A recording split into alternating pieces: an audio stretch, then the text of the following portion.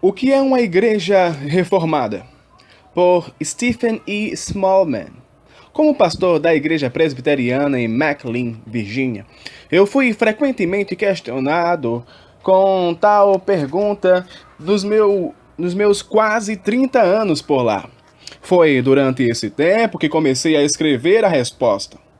Embora atualmente eu esteja servindo em outro contexto, e já praticamente uma era adiante desde quando iniciei esse projeto, a questão ainda hoje precisa ser respondida. A congregação em McLean começou como a Igreja Presbiteriana Bíblica de Washington, D.C., por meio de várias divisões denominacionais e fusões, além de um movimento para os subúrbios, acabou tornando-se parte da Igreja Presbiteriana nos Estados Unidos, PCA, no momento em que eu saí. Entretanto, ter o nome de presbiteriana na porta da igreja não significa apenas que presbiterianos a frequentavam. Nós recebíamos pessoas com as mais diversas experiências espirituais, assim como aquelas sem experiência espiritual alguma. Durante os anos em que ensinei em nossa classe de inquiridores, eu aprendi com mais questões as pessoas lutaram. Eu aprendi com quais questões as pessoas lutaram por entendimento e valorização do núcleo de doutrinas reformadas e suas tradições. Muitas vezes eu ouvia: você poderia explicar o que quer dizer reformada? Outra forma de perguntar: o que é uma igreja reformada? Pelo fato de eu escrever, tenho em mente uma combinação de todas as pessoas que já me fizeram essa pergunta. Eu também não esqueço de minhas próprias lutas com algumas dessas questões. Estou muito satisfeito por poder chamar a mim mesmo de reformado e espero que você também venha a ocupar esse lugar, embora não seja um requisito para estar com a igreja. Mas o valor de qualquer tradição é que ela fornece um ponto de partida familiar. Isso nunca deverá nos trazer o sentimento de suficiência. Espero que minhas palavras sejam recebidas com esse espírito. Uma nota sobre o meu uso das escrituras. Costumo citar apenas uma parte de uma passagem da Bíblia para ajudar na compreensão de um ponto. Faço isso para que o fluxo da discussão seja mantido e não para eliminar a necessidade de um estudo mais cuidadoso. Por essa razão, eu incluo uma parte e incentivo você a estudar a série de versos perto do que fora mencionado. Isso é o que chamamos de contexto. Com a utilização de partes de diversos longe de seus contextos, não provamos quase nada. Eu tenho tentado usar referências bíblicas com cuidado, mas você precisa estudá-las pessoalmente. O hábito ou disciplina mais importante que você pode estabelecer como um seguidor de Cristo é ser um estudioso da Bíblia. Raízes históricas. A forma mais natural de pensarmos no cristianismo reformado é por meio da Reforma Protestante. Esse foi o movimento histórico que cresceu a partir dos esforços de cristãos comprometidos com Martinho Lutero para reformar a igreja estabelecida daqueles dias, a igreja que chamamos Igreja Católica Romana. Lutero não tinha a intenção de iniciar uma nova igreja. Ele apenas juntou sua voz ao coro que crescia pedindo uma correção de violações evidentes. O protesto de Lutero, porém, soou com autoridade baseado em sua própria e profunda busca pela verdade. Ele chegou à convicção inabalável de que, para ser fiel ao Senhor, a igreja deve estar baseada na autoridade absoluta das Escrituras. Foi pelas Escrituras que ele trabalhou firme na convocação para a reforma. A convicção de Lutero fez com que ele tivesse que deixar a Igreja de Roma em 1520 e o novo movimento então estava a caminho. Infelizmente, depois de alguns anos, ocorreu uma divisão entre as novas igrejas associadas a Lutero, luteranos, e os grupos que trabalhavam na reforma na Suíça e outras partes da Europa. Esses últimos foram rotulados de igrejas reformadas. O eventual líder das igrejas reformadas foi o francês João Calvino, o principal professor da Igreja de Genebra. A influência de Calvino era tão extraordinária que até hoje os termos reformada e calvinista são quase sinônimos. Ele é geralmente considerado como o grande sistematizador da explosão de novos conhecimentos derramados diante de líderes e professores do movimento da reforma. Suas novas ideias foram a base para o seu estudo clássico, as institutas da religião cristã. A instituição começou como um tratado escrito em 1536 para o rei da França, explicando que a nova religião, abraçada por muitos de seus súditos, era na realidade um retorno à religião tirada diretamente das Santas Escrituras. O tratado foi revisto e ampliado, mas 4 vezes, enquanto Calvino chegava a uma compreensão mais completa da religião verdadeiramente bíblica. A edição final de 1559 ainda é estudada nos dias de hoje. Embora ele tenha sido um dos maiores pensadores da história, Calvino nunca alegou ser o primeiro. Na verdade, ele fez um grande esforço para evitar parecer o precursor, testando os seus pensamentos contra o ensino bíblico e pontos de vista dos grandes mestres cristãos que o precederam. O surgimento da escrita de Calvino e de texto e de extenso ensino bíblico foi a convicção de que a Bíblia, quando deixada a falar por si só, era consistente em seu interior e providenciava uma perspectiva a partir da qual todas as perguntas da vida podem ser questionadas. A ilustração clássica de Calvino fala da Escritura como óculos que colocamos para corrigir a nossa visão, que é distorcida pelo pecado. Através desses óculos, ganhamos uma compreensão adequada sobre Deus e sobre o mundo que Ele criou. O princípio subjacente que unificou tudo o que a Bíblia ensina foi o que Calvino chamou de o conhecimento de Deus. O termo é importante, pois, de acordo com Calvino, a Bíblia seria mais do que apenas uma revelação sobre Deus. Isso é um livro de teologia. Trata-se também da revelação do próprio Deus, de forma que podemos conhecê-lo e servi-lo. A influência de Calvino sobre os líderes da reforma que iam surgindo foi enorme. Por um lado, a sua capacidade de mostrar que a base para tudo aquilo ensinado por ele foram as Escrituras, deu-lhe credibilidade imediata com todos os que possuíam o mesmo elevado respeito pela autoridade da Bíblia. Além disso, devido ao seu cuidado e desenvolvimento sistemático, os princípios de Calvino podiam ser ensinados. A doutrina que emanava de Genebra tinha grande apelo, desafiava estudiosos e camponeses igualmente.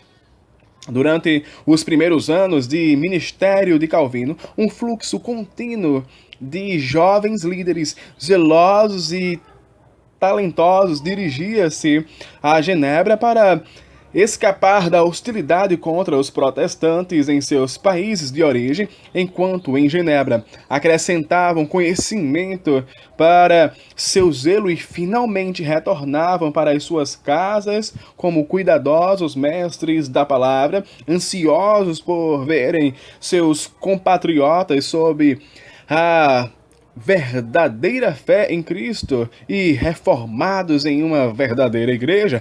Essas igrejas receberam diferentes nomes: presbiterianos na Escócia e na Irlanda, puritanos na Inglaterra, igreja reformada na Holanda, Alemanha, Suíça, Hungria e Polônia, e huguenotes na França. Apesar de suas diferenças nacionais e culturais, eles se tornaram uma família informal de igrejas unidas pelo ensino comum.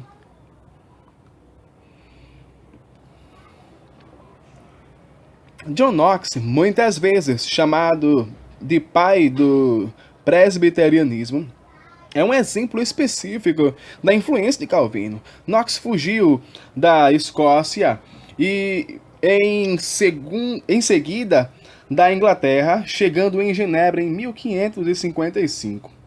Ele serviu como pastor dos exilados de língua inglesa enquanto estudava sob Calvino. Retornou em 1559 para a Escócia para liderar a reforma da igreja de sua nação. O desenvolvimento teológico da Igreja da Escócia é um elo vital na nossa herança reformada. Muitos escoceses presbiterianos imigraram para as novas colinas do outro lado do Atlântico.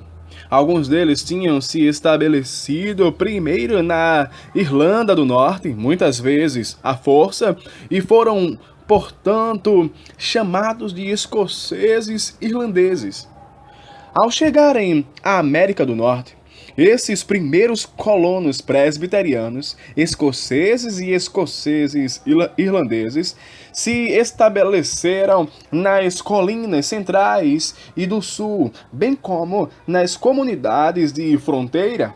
Na época da Guerra de Independência, presbiterianos eram a maior denominação nas colônias e, na maioria das vezes, eram partidários entusiastas do rompimento com a Inglaterra. Os presbiterianos tiveram um papel substancial no desenvolvimento espiritual e político dos Estados Unidos. As Escrituras. 6 temas distintos vêm à mente quando penso no significado de ser um reformado. Alguns temas são compartilhados com outras famílias de igrejas em diferentes graus de ênfase, e todos foram e ainda são importantes para aqueles que levam sua herança como reformados a sério. As distinções são as Escrituras, a soberania divina, a aliança, a lei de Deus, a igreja e o reino de Deus. Devemos começar com a submissão às Escrituras, como a absoluta autoridade em todos os assuntos de fé e prática. A base disso está na convicção de que a Bíblia não é nada menos do que Deus revelando-se de modo que poderia ser escrito e preservado. Essa convicção, por sua vez, se apoia no ensino de Jesus sobre a Escritura registrada e é confirmada em diversas passagens, tanto no Antigo quanto no Novo Testamento. Embora seja primeiramente uma revelação de Deus e seu plano para trazer a salvação para a terra, a Bíblia toca, pelo menos em princípio, em todas as áreas da vida, servindo, portanto, como a principal fonte para se desenvolver uma cosmovisão e filosofia adequadas. Partindo da convicção de que o conteúdo das Escrituras poderia ser compreendido e estudado, as igrejas reformadas estavam dispostas a afirmar esse conteúdo em credos e confissões. Entre os mais conhecidos desses credos estão o Catecismo de Heidelberg, de 1563, ainda usado por várias igrejas de origem alemã e holandesa, e a Confissão de Fé de Westminster e seus catecismos maior e breve, 1646, adotados pelas igrejas presbiterianas. A inspiração divina da Escritura não era tema de discussão na igreja quando a Confissão de Fé de Westminster foi escrita. Mesmo assim, os autores optaram por falar das Sagradas Escrituras logo no primeiro capítulo. Eles perceberam corretamente que, a menos que o povo de Deus tenha uma fonte absolutamente confiável de revelação, então, não há razão para afirmar como verdadeiro ou exato qualquer ensinamento doutrinário ou moral que se siga. Sob tal percepção, eles lançaram as bases para que a igreja dos nossos dias tivesse uma posição em que se firmar. Hoje, nos primeiros anos de um novo milênio, uma variedade de questões está desafiando a igreja, para não falar do caos em nossa sociedade como um todo.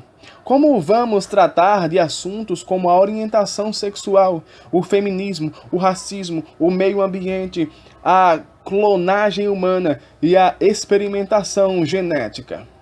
Na raiz dessas e de outras questões está a pergunta: devemos descobrir essas respostas por nós mesmos ou temos uma palavra de Deus para isso? Sim, nós temos essa palavra. Deus revelou a sua vontade na Bíblia. Ignore tal verdade fundamental e a igreja tropeçará, como claramente vem acontecendo com as igrejas que negam a autoridade final das Escrituras.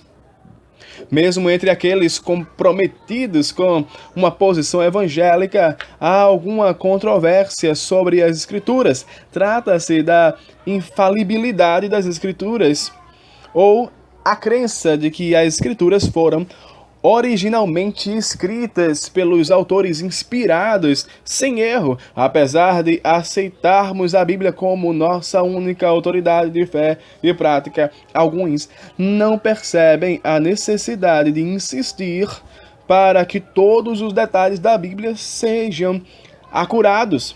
Alguns também dizem que Deus inspirou os pensamentos, porém que as próprias palavras escritas não são tão importantes. Devemos, é claro, reconhecer as muitas lacunas em nossa compreensão acerca da Bíblia. Entretanto, isso é um problema do nosso conhecimento limitado, não da precisão dos textos. Além disso, interpretar corretamente os ensinamentos bíblicos não é uma tarefa simples. Mas o ponto de partida confiável, útil para o ensino, para a repreensão, para a correção, para a educação na justiça, a fim de que todo homem de Deus seja perfeito e perfeitamente habilitado para toda boa obra. 2 Timóteo 3, 16 a 17, o ensino calvinista sobre as Escrituras enfatiza que o testemunho do Espírito, em vez de provas racionais, estabelece a autoridade das Escrituras. Isso significa finalmente a nossa submissão para com a Bíblia, porque o Espírito Santo dentro de nós dá testemunho dela como sendo um livro inspirado por ele. Ninguém pode ser convencido a aceitar a Bíblia como a palavra de Deus. Mas é errado concluir a partir de tais ensinamentos que Calvino ou as igrejas reformadas sejam indiferentes a respeito da precisão das Escrituras. O Espírito dá testemunho de um livro que veio de Deus, cuja essência é verdade. A soberania de Deus. O primeiro fato essencial da vida, como claramente estabelecido nas Escrituras, é a existência de Deus e a sua supremacia em todas as coisas. O termo comum para isso é soberania de Deus. Ele não somente é soberano pela virtude de ter criado todas as coisas, mas por continuar governando a sua criação de forma ativa. Isso é chamado de providência. O governo soberano de Deus se estende à parte mais exclusiva de sua criação, os seres humanos. A Bíblia não explica como os seres humanos podem ser tão livres e responsáveis por suas escolhas e, ao mesmo tempo, obrigados a cumprir os propósitos finais de Deus. Esse é um dos grandes paradoxos da vida. Nós fazemos as nossas próprias escolhas todos os dias e ainda temos a sensação de que a mão de Deus está sobre todas as coisas. Na providência, considere as passagens de Gênesis 50, 19 a 20. Veja toda a história de José em Gênesis 37 a 50. Isaías 45, 5 a 25. 46, 8 a 13. Daniel 4. Evangelho de João 6, 35 a 40, Atos 2, 23, 3, 17 a 18, 4, 27 a 28. Respondeu-lhe José: Não temais, acaso estou eu em lugar de Deus? Vós, na verdade, intentaste o mal contra mim, porém Deus o tornou em bem. Gênesis 50, 19 a 20. Eu sou Deus, e não há outro. Eu sou Deus, e não há outro semelhante a mim. Digo, o meu conselho permanecerá de pé, farei toda a minha vontade. Eu o disse, eu também o cumprirei. Tomei este propósito, também executarei. Isaías 46, 9 a 11. Todo aquele que o Pai me dá, esse virá a mim, e o que vem a mim, de modo nenhum lançarei fora. João 6,37. Sendo este entregue pelo determinado desígnio e presciência de Deus, vós o matastes, crucificando-o por mãos de iníquos, ao qual, porém, Deus ressuscitou, rompendo os grilhões da morte. Atos 2, 23 e 24. Observe que responsabilidade humana e soberania divina estão lado a lado. O ensino reformado se dispõe a ouvir o que a Bíblia diz sobre o assunto e não se envergonha por ela deixar muitas perguntas sem respostas. A doutrina de que Deus é soberano e governante ativo de sua criação é, no mínimo, afirmada por toda a igreja cristã, mas tem sido particularmente identificada com os crentes reformados. Não surpreendentemente, aqueles que defendem o humanismo construído sobre o fundamento da autonomia humana desprezaram a ideia de que a humanidade não é autônoma. Na verdade, Deus acha risível o esforço humano de rebeldia. Salmo 2. Pois mesmo sua arrogância e mal são usados para realizar os propósitos divinos. Isaías 10, 5 a 19. Em seus esforços para não ter de encarar a sua situação diante de Deus, os humanistas têm atacado a fonte desse ensinamento, a começar pela própria Bíblia e continuando com seus mestres, particularmente Calvino, os puritanos e outros na tradição da Reforma. Na salvação, o aspecto dos propósitos soberanos de Deus que provoca muita discussão é o ensinamento de que Deus escolheu aqueles que receberão a salvação. Isso é provavelmente melhor resumido pelas palavras de Jonas na barriga do grande peixe. Ao Senhor pertence a salvação. Jonas 2,9. Se seremos salvos, é porque Deus veio em nossa procura, não porque nós o procuramos. O anjo disse a José para chamar seu filho Jesus, porque ele salvará o seu povo dos pecados deles. Mateus 1:21. Mais tarde, o próprio Jesus disse: o Filho do Homem veio buscar e salvar o perdido. Lucas 19:10. O termo bíblico para isso é eleição.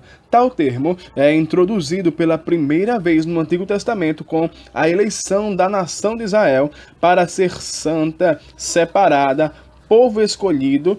A escolha de Deus não se deveu em razão de qualquer virtude dentro de Israel, mas estritamente por causa dos eternos propósitos e aliança de Deus. Deuteronômio 7, 6-11 e Romanos 9. Tu és o povo santo ao Senhor teu Deus. O Senhor teu Deus te escolheu para que ele fosses o seu próprio de todos os povos que há sobre a terra.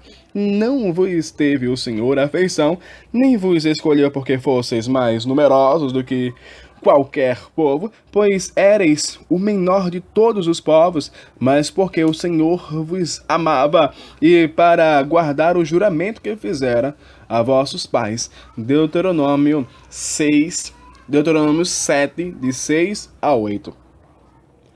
Certamente a eleição de Israel por Deus foi para usá-los para abençoar o mundo inteiro. Gênesis 12, 1-3. Mas a Bíblia é muito clara quanto a Deus haver escolhido aquela nação sobre todas as nações do mundo. No Novo Testamento, aprendemos que o povo eleito de Deus não é uma etnia, porém, a Igreja de Jesus Cristo. Deus predestinou, palavra usada para descrever o trabalho da eleição de Deus, que multidões de todas as tribos e etnias viriam a confiar no Salvador Jesus Cristo e seriam povo de Deus. Romanos 8, 29-30, 11, de 1-6, 22 a 36, Efésios 1, 3-14, 2, 19-22, Colossenses 1, de 9 a capítulo 2, versículo 7, 1 Pedro 1, de 1-2, capítulo 2, de 7-10. Bendito o Deus e Pai de nosso Senhor Jesus Cristo, que nos tem abençoado com toda sorte de bênção espiritual nas regiões celestiais em Cristo, assim como nos escolheu nele antes da fundação do mundo, para sermos santos e irrepreensíveis perante ele, e em amor nos predestinou para ele, para a adoção de filhos por meio de Jesus Cristo, segundo o beneplácito da sua vontade. Vós sois raça eleita, sacerdócio real, nação santa, povo de propriedade exclusiva de Deus, a fim de proclamardes as virtudes daquele que os chamou das trevas para a sua maravilhosa luz. 1 Pedro 2:9. Mas Deus fez mais do que ordenar o grande plano a ser cumprido por meio da obra de seu Filho na cruz. Ele vem por meio do Espírito Santo para aqueles a quem ele mesmo escolheu, e aplica-lhes pessoalmente a salvação. Ele os levanta da morte para a vida, Efésios 2, 15-5, une-os espiritualmente a Cristo, Efésios 2, 6-7, capacita-os a buscar Jesus Cristo com fé para a salvação, Efésios 2, 8-9, e dá-lhes uma nova vida de propósito e de serviço, Efésios 2:10. Cada pessoa da Santíssima Trindade tem um papel em nossa salvação. Aos eleitos que são fortalecidos, eleitos segundo a presciência de Deus Pai, em santificação do Espírito, para a obediência e aspersão do sangue de Jesus Cristo, 1 Pedro 1, de 1-2, tais fostes alguns de vós, mas vós vos levantastes, mas fostes santificados, mas fostes justificados em o nome do Senhor Jesus Cristo e no Espírito do nosso Pai. 1 Coríntios 6:11. Esta é a essência do grande tema da reforma: a salvação somente pela graça mediante a fé e nada mais. Não me admira que amemos cantar surpreendente graça, como soa doce, salvou um miserável como eu. Eu andava perdido, mas fui achado. Eu era cego, mas agora vejo. Foi a graça que ensinou meu coração a temer. E graça aliviou meus temores. Como me pareceu preciosa aquela graça no momento em que eu criei. John Newton. Eu entendo que parecem ser ideias paradoxais e requerem uma cuidadosa reflexão. É por isso que eu citei várias passagens das Escrituras e o incentivo a parar e ler cada uma delas cuidadosamente. A questão não deve ser se nós gostamos de uma ideia, mas se tal ideia é ensinada nas Escrituras. Saber que é Deus que nos salva é finalmente um grande conforto. Se você ainda está chegando à fé, então saiba que Deus é mais poderoso até mesmo que o coração mais duro, e ele pode superar sua teimosia. E se você é um crente, isso significa que você está em Cristo e embalado no cuidado todo-poderoso do eterno Deus da graça. Aqueles que estão agora unidos a Cristo devem entender que o que aconteceu com eles foi planejado por Deus antes da criação do mundo. E se Deus é por nós, quem será contra nós? Veja Romanos 8, 28 e 39. Aqui eu gostaria de acrescentar uma palavra pessoal. Em minha própria peregrinação, como um novo cristão, tentando ler e entender a Bíblia, eu continuo encontrando passagens como as citadas acima. Quando eu perguntava o que significavam as palavras predestinação ou eleição, eu recebia olhares e explicações cautelosos sobre aquilo que não significavam, mas nunca uma positiva e direta explicação. Sendo então forçado a refletir sobre esse ensinamento por mim mesmo, comecei a encontrar grande alegria e confiança na ideia de que Deus estava no controle completo e que, no meu caso, por exemplo, minha experiência de vir a conhecer a Cristo não foi um acidente. Deus me amou. O Deus do universo teve interesse pessoal em mim e havia me trazido passo a passo até o ponto em que eu desejaria confiar em Cristo, e assim aconteceu. O resultado prático dessa nova consciência da predestinação foi que a minha mente passou a parar de pensar sobre mim e passou a pensar mais sobre Deus na minha vida cristã. Isso significa que, em vez de grande ansiedade e sentimentos de inadequação sobre o meu desempenho como cristão, eu cresço mais seguro no meu relacionamento com Ele, porque foi um relacionamento baseado em seu amor e graça e não em minhas obras. Não muito tempo depois dessas descobertas pessoais, eu comecei o estudo sistemático de teologia e história da igreja e aprendi que minhas novas convicções sobre as doutrinas da graça, como são chamadas, não eram exclusivamente para mim. Elas estavam no coração da teologia da grande família de igrejas reformadas. Como eu já era espiritualmente um membro dessa família, uni-me a ela oficialmente, tornando-me um presbiteriano, e tenho proclamado essas doutrinas por todos os anos do meu ministério. Aliança.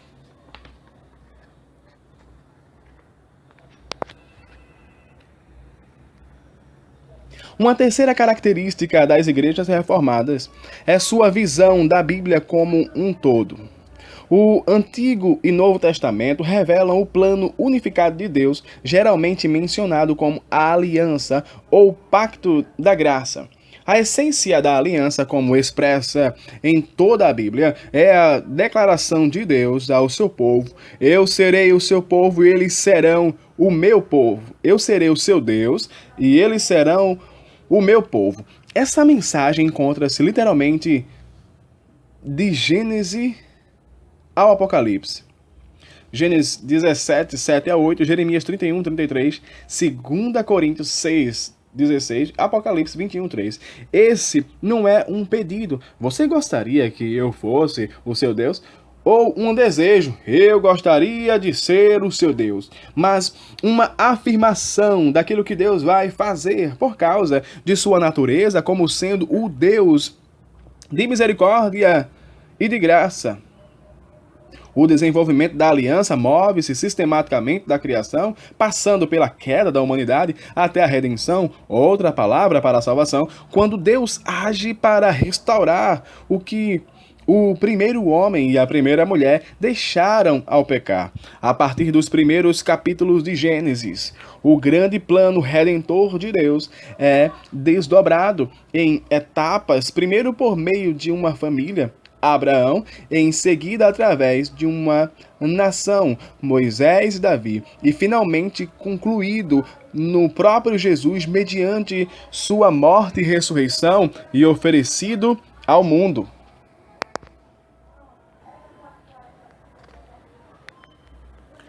Com tal ponto de vista, a Igreja Reformada tem sempre salientado que o Antigo Testamento não é simplesmente um livro judaico cheio de histórias interessantes e profecias de um futuro reino judaico.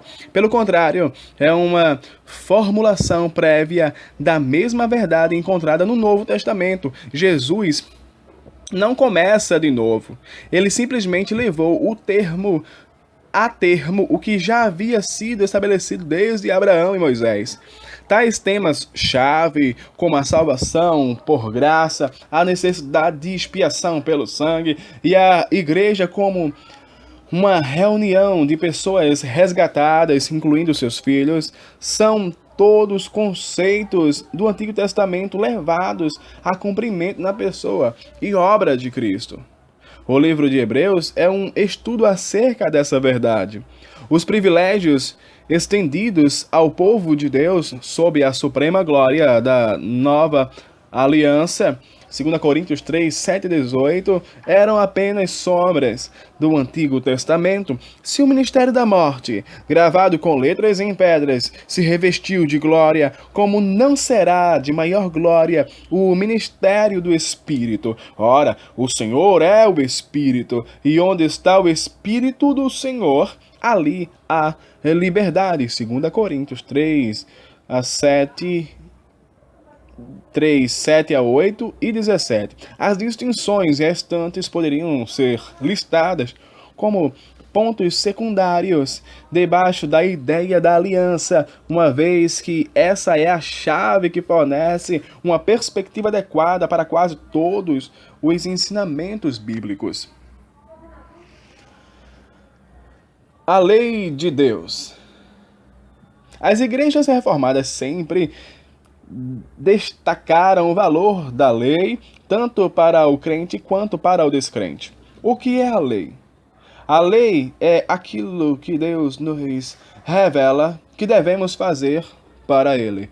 Os elementos mais essenciais da lei de Deus são incorporados nos 10 mandamentos e são geralmente mencionados como a lei moral para distingui-la das leis civis e cerimoniais. Nas Escrituras, esses mandamentos são identificados como as 10 palavras. A palavra hebraica traduzida como mandamento significa literalmente palavra, como em Deuteronômio 4, 13.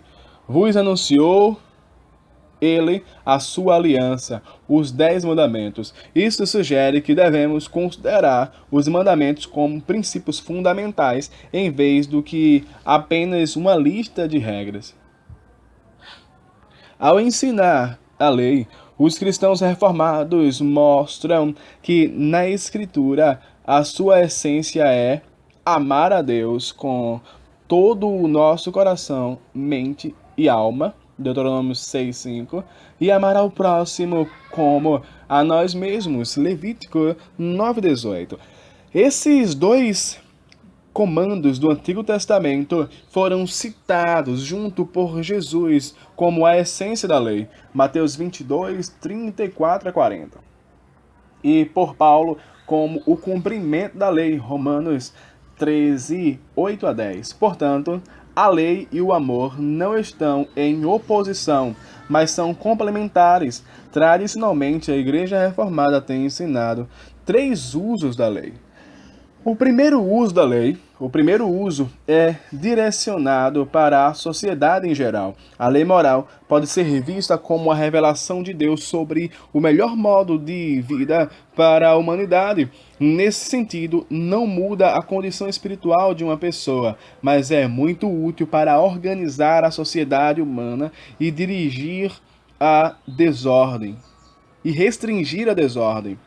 O envolvimento político e social dos cristãos reformados cresceu a partir da apreciação desse primeiro uso da lei e um desejo de ser útil para todas as pessoas na construção de uma sociedade justa. O Antigo Testamento inclui aplicação extensa do direito moral à vida cívica e social de Israel. Grande sabedoria pode ser ganha através dos estudos dessa lei, mas com exceção dos princípios morais por trás delas, as leis civis não devem ser aplicadas à sociedade de hoje. O segundo uso da lei. O segundo uso tem relação com mostrar-nos nossa necessidade de um Salvador. A salvação é mais comumente vista como um prêmio dado àqueles que são bons o suficiente. Na verdade, nunca seremos bons o suficiente, mas precisamos ser convencidos disso. No processo de despertar-nos para a nossa necessidade, o Senhor usa a lei moral para mostrar como nos é completamente impossível merecer a salvação. A única coisa que podemos fazer é nos arrepender e voltar para Cristo, buscando misericórdia, assim como ele é revelado no Evangelho. Em contraste com a lei, o Evangelho é a revelação daquilo que Deus fez por nós, a boa notícia da vida de Cristo para trazer a salvação. Em Romanos, Paulo desenvolve esse segundo uso da lei. Em seguida, explica como Cristo fez aquilo que não poderíamos e não desejaríamos fazer por nós mesmos. Assim, a lei nos leva ao Evangelho. Ninguém será justificado diante dele por obras da lei, em razão de que pela lei vem o pleno conhecimento do pecado. Mas agora sem lei se manifestou a justiça de Deus, testemunhada pela lei e pelos profetas. Antigo Testamento, justiça de Deus mediante a fé em Jesus Cristo para todos e sobre todos os que creem. O Evangelho, Romanos 3, 20 e 22. Uma vez que cremos no Evangelho, a lei prossegue e mostra o quanto precisamos encontrar esperança somente em Jesus. Nossa necessidade do Evangelho continua para além da nossa necessidade no local de conversão. Na verdade, depois de nos tornarmos crentes, vamos descobrir de forma nunca entendida antes o quão longe caímos em relação aos padrões da santidade de Deus. Martinho Lutero falou de nossa necessidade de pregar o Evangelho a nós mesmos todos os dias. Agora, pois, meu destaque, já nenhuma condenação há para os que estão em Cristo Jesus. Romanos 8:1. Aqui está uma aplicação do princípio da lei que leva ao Evangelho. Ele tem sido a minha prática para conduzir a congregação na leitura dos 10 mandamentos como parte da preparação para a comunhão. Frequentemente, a lei nos leva ao arrependimento e nos leva a afirmar, ao receber a ceia do Senhor, a nossa fé somente em Cristo, que veio e morreu por nós. Venham, amemos, cantemos e nos maravilhemos. Louvemos o nome do Senhor. Ele silenciou e o estrondo do trovão da lei. Ele apagou as chamas do Monte Sinai. E ele nos levou, nos lavou com seu sangue. Ele nos aproximou de Deus. Maravilhemo-nos,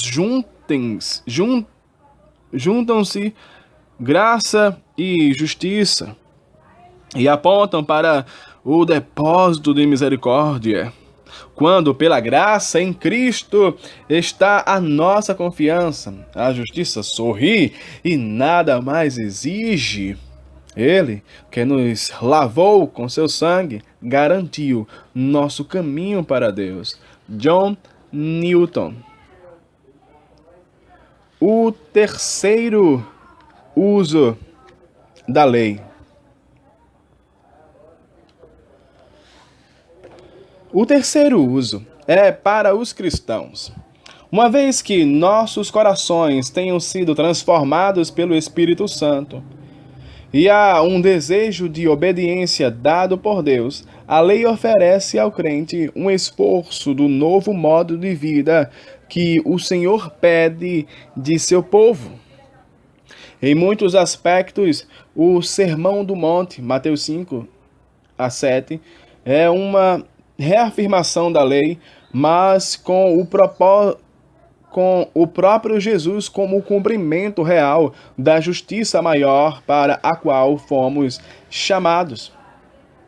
Nós devemos ter em mente que o objetivo fundamental do cristão é amar e seguir a Jesus. A obediência à lei é de valor inestimável em significado prático, mas nosso núcleo de paixão deve ser o de manter os olhos fixos em Jesus. Colossenses 3, 1-5, Hebreus 12, 1-5. O Sermão do Monte foi dado àqueles que já eram discípulos de Jesus, assim como os 10 mandamentos foram dados depois de Deus remir o seu povo do Egito. Em Jeremias, o Senhor prometeu: na mente lhes imprimirei as minhas leis. Também no coração lhes escrevereis. Jeremias 31-33. Sob a nova aliança estabelecida por Jesus, a lei seria escrita no coração em vez de na pedra. Mas não há nenhuma sugestão de que a lei seria removida. Portanto, o terceiro uso da lei não é legalismo cego. Em vez disso, é o reconhecimento do espírito apropriado de obediência. A igreja. As igrejas reformadas são distintas em sua compreensão de que a igreja é encontrada no Antigo Testamento, bem como no Novo Testamento. Esse é um significado da unidade da aliança, o povo de Deus, ou o povo eleito, ou uma nação de sacerdotes. São apenas alguns dos termos usados da Igreja de Deus, construída sobre o fundamento dos apóstolos e profetas. O dom do Espírito Santo no dia de Pentecostes deu início a um novo tempo para a Igreja, mas as bases já tinham sido lançadas. Duas áreas em que as implicações dessa convicção podem ser vistas são no governo da igreja e nos sacramentos. O governo. A igreja é, antes de tudo, um organismo, um corpo vivo, cujo cabeça é Cristo, estimulada pelo Espírito Santo. É nessa comunhão que os crentes servem e encorajam uns aos outros para a maturidade espiritual. Efésios 4, 1-16. E é a partir dessa comunhão que eles entram no mundo em nome de Jesus. João 20, 21, 1 Tessalonicenses 1, 4-8. Mas a igreja também é um conjunto visível, uma organização, em grego, eclésia, de onde vem termos como eclesiástico. No Antigo Testamento, essa organização foi liderada por anciãos e a Igreja do Novo Testamento segue o mesmo padrão. As congregações do Novo Testamento possuíam vários anciãos. Atos 20:17, Tito 1:5-9. Escolhidos entre os membros, os anciãos são chamados superintendentes, diáconos, obispos, em outras passagens, Atos 20:28, Filipenses 1:1, 1 Timóteo 3:1-7.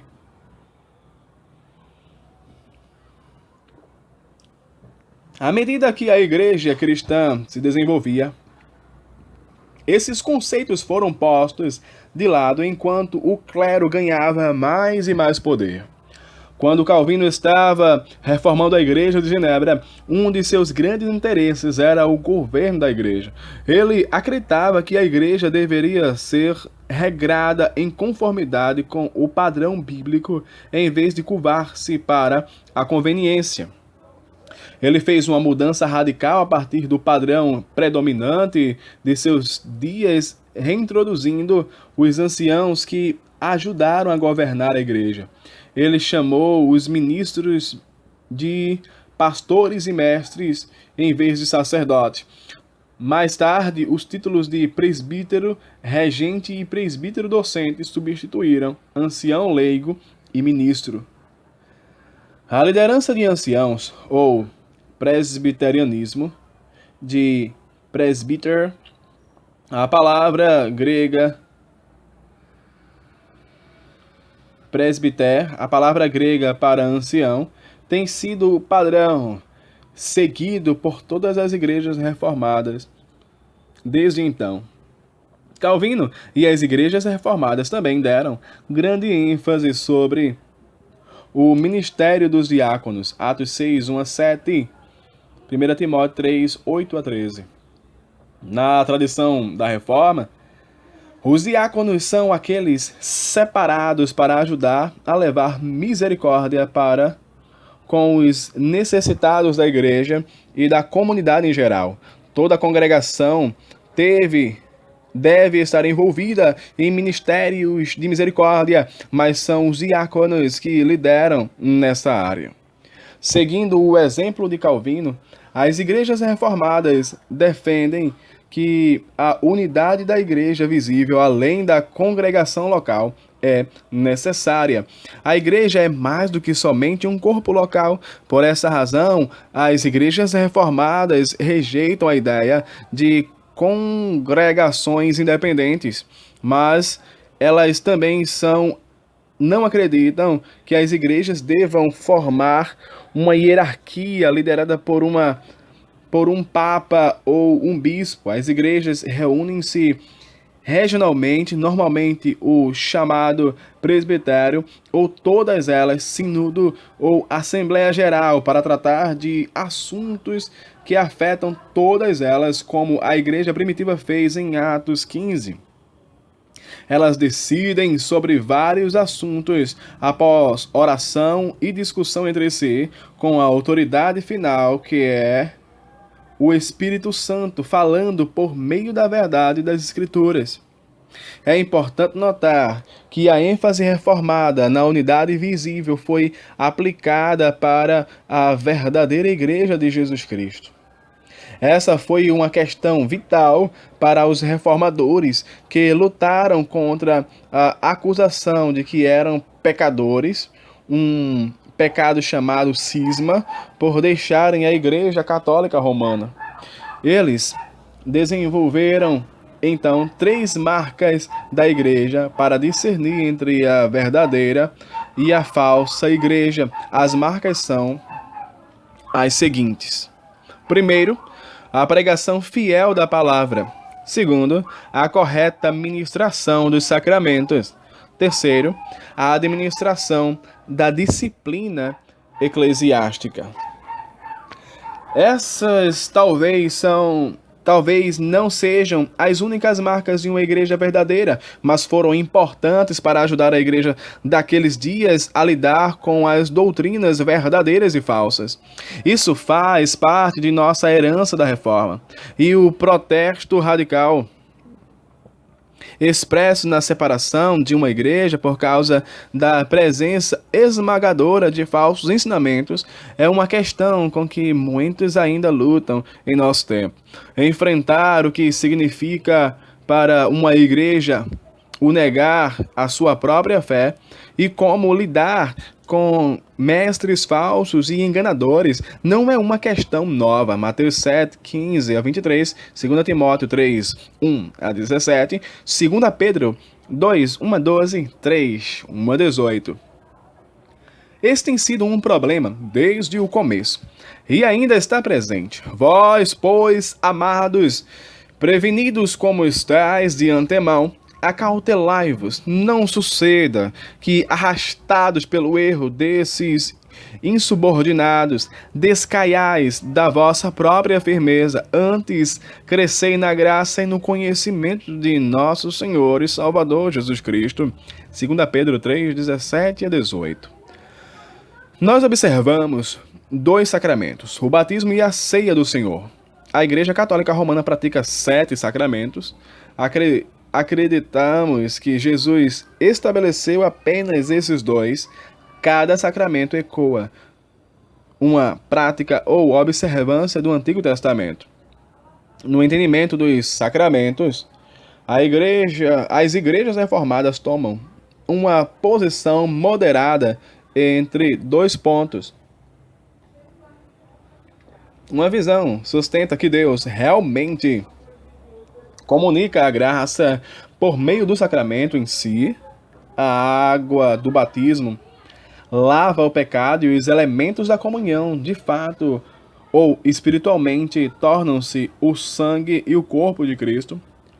A segunda visão nega qualquer graça aos sacramentos e os tem como memoriais. Porém, a Bíblia dá-lhes um lugar de destaque para isso. 1 Coríntios 10, 16 a 17 e Gálatas 3, 27. Em vez disso, na doutrina reformada, eles são sacramentos, algo sagrado, e são chamados de meios de graça, o que significa que, em um sentido espiritual, mas muito real, o Senhor abençoa aqueles que os recebem pela fé, assim como a Bíblia e a oração são veículos através dos quais Deus trabalha na vida dos crentes para edificá-los na fé, assim também são os sacramentos. E como o poder e a eficácia da Bíblia e da oração são totalmente dependentes do trabalho do Espírito Santo, assim também é o poder e a eficácia dos sacramentos. O batismo. No Antigo Testamento, o rito de iniciação na comunidade do povo de Deus era a circuncisão. Era realizada uma vez e marcava a pessoa como um membro. Um homem nascido na comunidade era circuncidado quando criança, enquanto um forasteiro era circuncidado ao entrar, qualquer que fosse a sua idade. No Novo Testamento, a circuncisão foi substituída pelo batismo com água. Colossenses 2, 11 a 12. Era a marca externa de iniciação para homens e mulheres na comunidade de crentes, um sinal de selo da aliança de misericórdia de Deus que ele prometeu passar de geração em geração, Isaías 59, 21. Os pais que já são crentes reivindicam essa misericórdia para os seus filhos, trazendo-os para serem batizados, e os forasteiros novos na fé reivindicam a mesma misericórdia para si mesmos quando professam a fé e são batizados. No dia de Pentecostes, o apóstolo Pedro parece estar convidando os pais a levarem seus filhos com eles ao se arrependerem e se apresentarem para o batismo. Arrependei-vos e cada um de vós seja batizados em nome de Jesus. Para vós outros é a promessa, para vossos filhos e para todos os que ainda estão longe. Atos 2, 38, 39. Vindo de um contexto religioso que não praticava o batismo de crianças, eu tive problemas com essa ideia no início, pois eu estava procurando por um texto que o ordenasse. Entretanto, quando eu percebi como o batismo dos filhos de crentes era um cumprimento do princípio da aliança do Antigo Testamento, toda a família, como parte de uma comunidade pactual, era natural esperar que no Novo Testamento, famílias inteiras e comunidades seriam batizadas pelo mesmo motivo.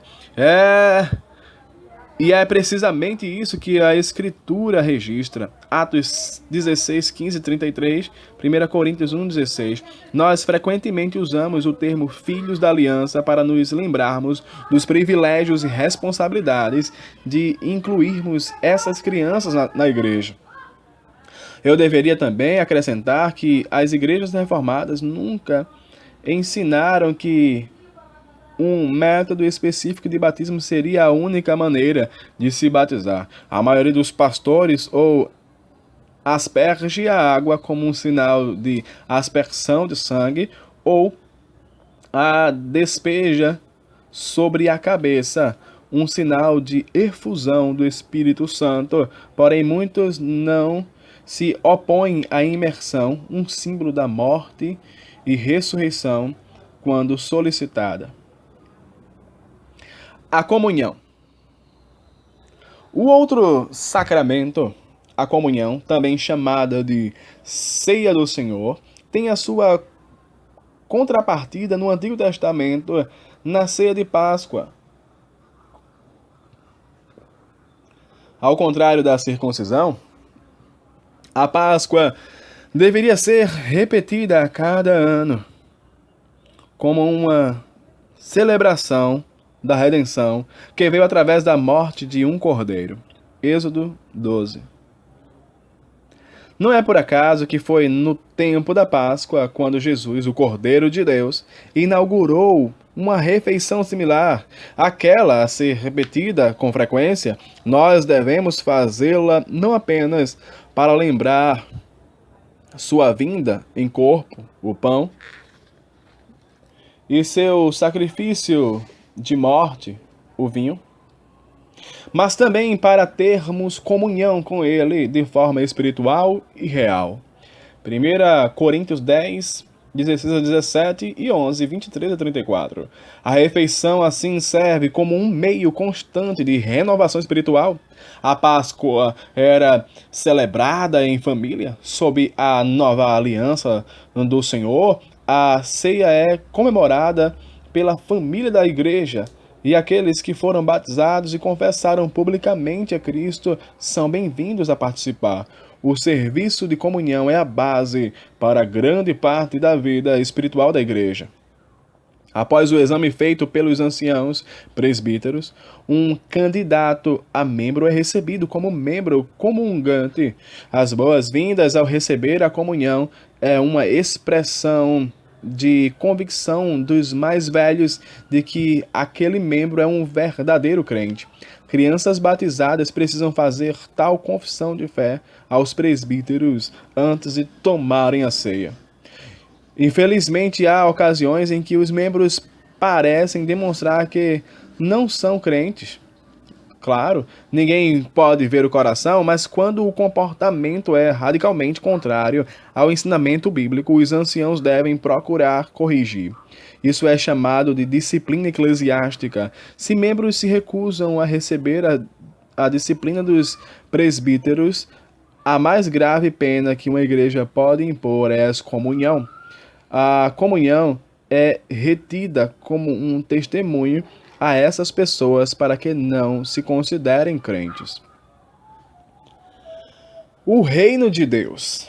A aliança da graça é a promessa de que o próprio Deus voltará para reverter os efeitos do pecado, de modo que a justiça e a retidão, mais uma vez, prevaleçam na terra. A palavra para essa restauração é shalom, normalmente traduzida como paz. A expectativa pela vinda de Deus e da era de paz torna-se mais intensa no desenrolar do Antigo Testamento, à medida que profetas falam de um rei e seu reino. Isaías 9, 1 a 7 e 11, de 1 a 9. Claramente Jesus era esse rei. Cristo é a palavra grega para Messias, que significa ungido, e sua vinda estabeleceu o reino de Deus na terra. Lucas 2, 10 a 14, 4, 14 a 21 e 43. Aguardamos a plenitude do reino quando Cristo virá novamente em todo o seu poder e glória. Na pessoa e obra de Cristo, porém, o reino já veio. E pelo poder do Espírito Santo, o reino está vindo enquanto o evangelho se espalha, igrejas são plantadas, mais pessoas confiam em Cristo e o povo cristão vive como tal, como sal e luz. Os mestres reformados falam do reino como já e ainda não, para descrever o momento em que vivemos. Assim, à medida que centramos a vida em Jesus, edificamos a igreja, levamos as boas novas de Jesus para os outros, ministramos aos necessitados, agimos como pacificadores e educamos os nossos filhos para seguirem a Cristo. Estamos a seguir um chamado do reino. Uma compreensão firme do reino de Deus e confiança no triunfo de Cristo estimularam muitos dos grandes movimentos de avivamento e missões na história da igreja.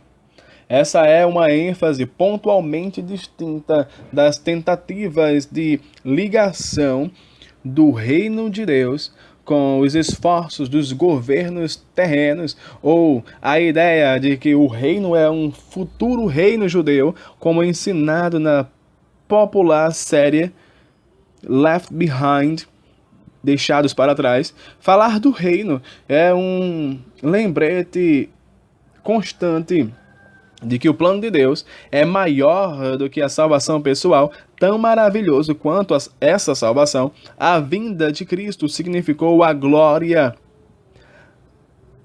a Deus nas alturas e paz na terra. Lucas 12:14. Através de Cristo, Deus agradou-se em reconciliar consigo mesmo todas essas coisas, quer sobre a terra, quer nos céus, Colossenses 1:20. Portanto, para sermos totalmente cristãos e bíblicos, devemos ir além de nossa salvação pessoal em Cristo, para, pelo menos, começarmos a trazer paz e reconciliação para este mundo caído.